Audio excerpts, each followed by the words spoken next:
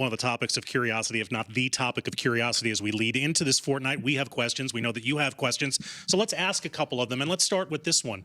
Martina, how has tennis changed since the last time we saw Serena 4 years ago? I think more variety. The players are better able to absorb pace. Everybody's got the pace now, and they're adding a lot more to it with the slices and drop shots coming to the net more. I see a little more variety, but other than that, it's still, the court is still the same dimension. By the way, we're showing this because this was the last match that Serena played against Harmony Tan, first round here in 2022. Jim, how has tennis changed in your mind since then? I think it's just faster ball speed altogether. The game is quicker. I think that grass can mute some of that if you can keep the ball low on your opponent. I think it's harder for players to play defense to offense. That might help Serena. I think movement is going to be the thing that we'll all be looking for to see, because that's what older players start to lose. Martina, you played Wimbledon when you were even older than her in singles. What was it like for you? Well, I had already played a bunch of doubles matches, but I didn't want to play my first match at Wimbledon when I decided to play doubles again. So I went back and ended up playing before the French to get ready for Wimbledon.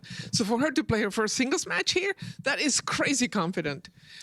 We know she can hit the ball. The serve is money every time.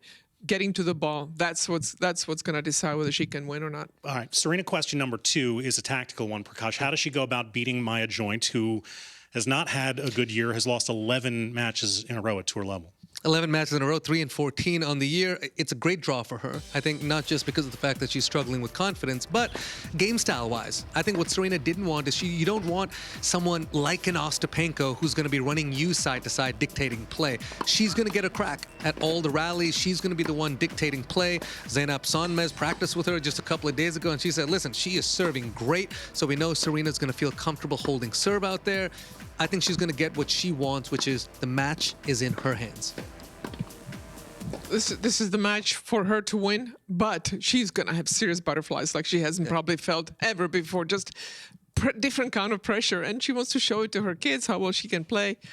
So different kind of pressure, but I think this is very doable. The draw was very friendly to Serena for this first match. It couldn't have been any friendlier. Question number 3 on Serena, Jim, is the definition of success. Obviously, it's a question that Serena has to answer for herself, but to your mind, what would a successful Wimbledon look like to her? Oh, look, I think that, first and foremost, this is a celebration for all of us tennis fans to get to enjoy her again for however long she's back. If she's able to win 1 round, that will be amazing. I think 2 rounds is probably what she would personally consider a success.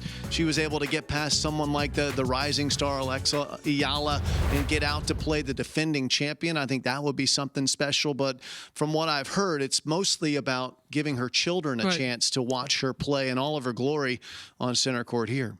I agree. I don't think it's about winning.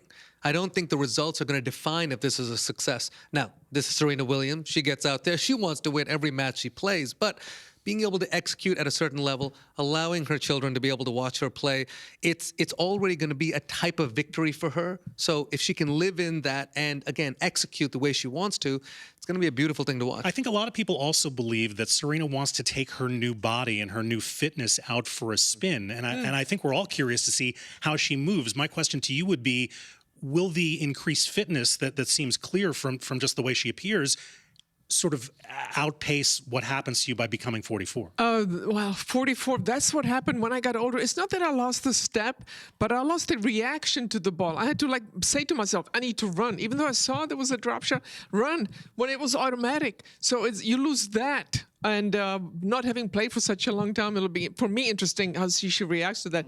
Carrying less weight, that's a big plus. But it still is just the reaction to move to the ball.